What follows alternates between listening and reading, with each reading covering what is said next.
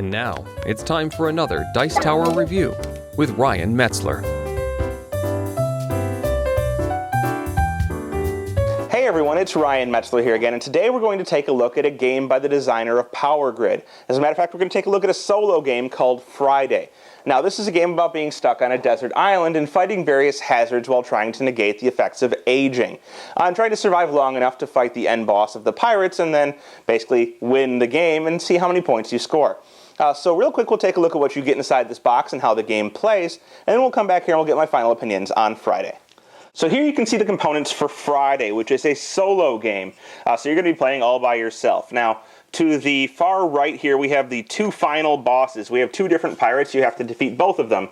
And this one has a threat level equal to 2 points for each aging card you have in your deck. So the worse you do, the better he's going to be. And this one has a life value of 30. Now, the idea of the game here is that there are various hazards you're going to meet that are represented by this deck, which you're going to be defeating using fighting cards, which are in this center deck. And if you use too many fighting cards, you're going to age as you spend time on this island, and you're going to add these aging cards to your deck, which will have various effects, some of them bad. But basically, at the beginning of each round, you're going to draw two of these different hazard cards. So you see we have cannibals and cannibals. Well, these two are the same. So I would choose one of them. I have to choose one. I'm going to discard the other. So I'm going to choose this Cannibals card. Now, on this card, there's various pieces of information. At the top here, you can see, or on this side, you'll see a red, a yellow, and a green number. This is the number of points you have to have in fighting in order to defeat it. And 5 here, since we're in the green stage of the game, is how many points we need. On the left-hand side, we'll see a number of cards we're allowed to draw in order to try and get to that. Now, this is the number of cards you're allowed to draw for free, which in this case is 5. And I would draw these from the top of this deck. So, I drew a 0. That does not help me. That's my first card, and I'm going to place it to the left of my challenge, or my threat here. So I would draw another card. I got a -1. Things aren't going so hot. I'm going to continue to draw, and I can choose to stop drawing at any point. But I got another -1. Now I'm at -2. And I'm going to keep drawing. A 0, not going so hot. 4 cards, I get 5 cards. I'm at another 0. Well, my deck doesn't seem to be very well shuffled, but the starting cards are not all that good. You'll see we have 1s and 0s, a couple 2s, actually only 1 2, and a bunch of negative 1s and more 0s. So you'll see I didn't do so good here. My total fight is actually a -2. Now, I could pay life points to continue drawing cards. I'm probably not going to do that. What else I could do is I could pay these life points in order to try and get rid of these cards. Actually, I would guarantee I get rid of these. So, since I lost, I choose to lose at this point. I would lose a number of life points equal to the difference between the number on the card, 5, and my total fight, which is -2. So I'd lose 7 life points. Not a good start to the game. But I could pay these 7 life points, and this would allow me to destroy some cards. You'll see each card in the deck has a numerical value on it. Or a little food thing on the top right-hand corner. You'll see this one is 1, and they're all 1 in the starting deck. You can pay that much food from the life you have to lose in order to get rid of cards. So maybe I don't want to get rid of all my 0s. Maybe I'd like to get rid of, the 2 -1s and 1 of the 0s. I would pay 3 of the life to get rid of those cards, removing them from my deck and the rest of the game. And the other life would simply be paid back to the reserve as well. So all that life goes back to the reserve. These cards get discarded. And this card also gets discarded. I did not defeat it. I did not use these cards successfully to defeat that, so everything gets discarded off to the side. At this point, you would basically continue on with another round of doing combat. So you would flip over the next 2 cards and look at them and see what the different values are. So this one, I need all of a 0 to defeat the card. On this one here, I'd need 2 fight points, but in this one, I only get to draw 1 card, and on this one, I get to draw 3. Now, the reason you would want to choose between these is if you flip them over, if you defeat them, you get to add them to your deck. So you'll see this one here has the ability +2 cards. When I play this one, I can choose to activate the ability to get 2 more cards to play for free. On this one here, it is 1 by exchange, meaning I could take a card that I've already played, put it in the discard pile, and exchange it for a new card from the top of the deck. So if I find something I don't like when I'm in my fight, I can use the ability of this card as long as it's already been played, having defeated it previously.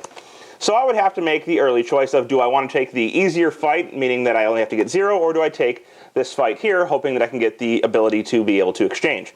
Well, maybe I'm not so daring and I decide to fight the one that hopefully will allow me to win. And so I would draw 1 card from the top of my deck and I get a 0. Hey, things worked out. 0. Now what happens here is I take all of these cards that I played and the one that I'm winning, and I set them aside into the deck here. Now that's going to be added into my deck when I cycle all the way through. So once I'm through with all my fight cards, that card that I just won will go into my deck. So you'll see defeating things is going to give you bonuses to your deck, making it a little bit better and easier to fight. And the reason this is because as you go through, you're going to eventually deplete this deck here. And when you deplete this deck, you'll see at the bottom, it says to discard the top one of these cards, this green card. And you're going to put that back in the box. And when this happens, you'll see it turns to yellow. And yellow is the next difficulty stage in these events. So you'll see you'll flip it over. And now in this one, instead of needing 0 points, you need 1 point. And in addition, you still only get to draw 1 card, and it would be step -1 here, meaning that if you were to get this card and play it on a future fight, if you win, you are going to be able to reduce the step or the difficulty of the level if you have that card in your deck. So instead of being yellow the next time when you play this card, it would be red. So if you won that, it would go here. If you lost, it would go over here. And you'd be able to pay the appropriate life points to destroy any cards you'd played.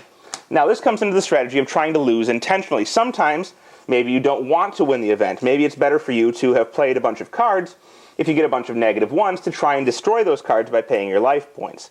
But there's a delicate balance there. If you lose all of your life points, you lose the game.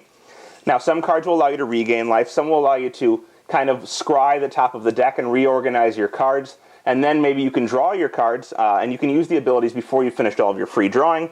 Any bonus cards you get, in order to keep your draws separate, your free draws go to the left and your bonus will go to the right, because you need to keep pretty careful count of how many cards you've drawn.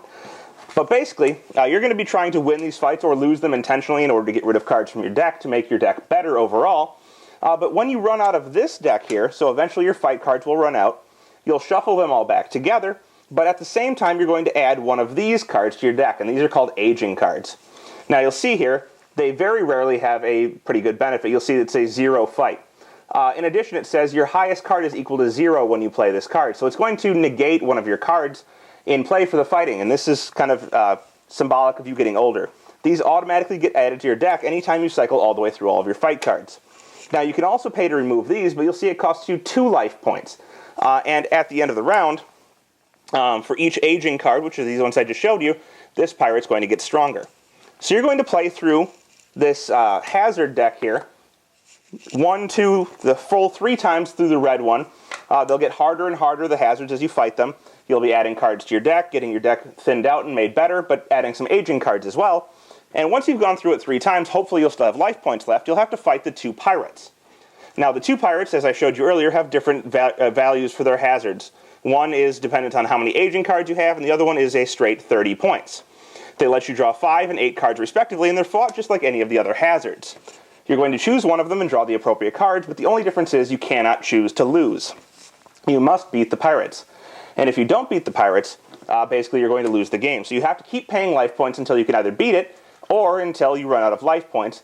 You have to go to -1 life, so once you have 0, you're okay, but if you lose 1 more life point, you'll lose the game. In this manner, if you manage to defeat the pirates and have life points left over, you will have effectively won the game. But there's a scoring situation that's printed in the book here. It tells you how to score each of your games, win or lose. And you'll see here it says that you total all of the fighting card values in your deck, -5 for each aging card. You get 15 points for each pirate that you've defeated, but undefeated pirates aren't counted. You also get 5 points for each of your remaining life points, so having life left over is good. But you lose 3 points for each of the unbeaten hazard cards. So if you chose to not beat them, you failed to beat them or anything like that, you're going to lose points. And overall, you'll score your total value of points for the game. Compare that to your other scores and see whether or not you feel it was good enough. Well, there you have it. That is Friday. Now, if you watch my videos, you'll see that I don't do many solo games, and that's because I don't generally enjoy playing games by myself. Friday and perhaps Agricola are the 2 exceptions to this. Now, Friday is a good game because it offers a lot of variety. There's the pirate cards I showed you, the end bosses, change from game to game. You shuffle them up, and it's going to be different each time. I mean, you could get the same combination, but there's enough of them to keep it fresh. So the end goal may be a little bit different each time. In addition to that, The cards you're going to see are going to come out in a different order. You'll have different hazards that you can choose between, and it's just not an easy game to win. As you're progressing through that deck, they get harder and harder. You're adding some good cards to your deck, but you're also going to add some bad cards to your deck. And figuring out which ones to remove by paying life points, or when it's beneficial to lose a fight versus winning a fight, or paying life points to draw more cards, which I'm not sure if I covered entirely in the video, but you can pay life points to draw more cards to add to your fight throughout the fight. So once you've gone past your free cards, you pay more life, draw more cards, and potentially win the fight.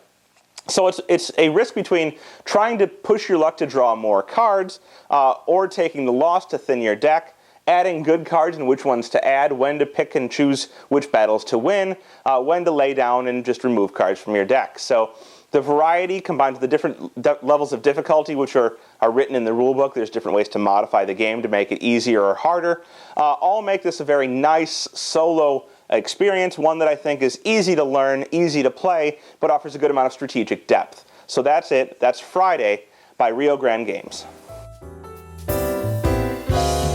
Thanks for watching our review today. For more information about board games, as well as the #1 board game audio podcast, check out Dicetower.com for reviews, interviews, and more. I'm Eric Summerer, and you've been watching The Dice Tower.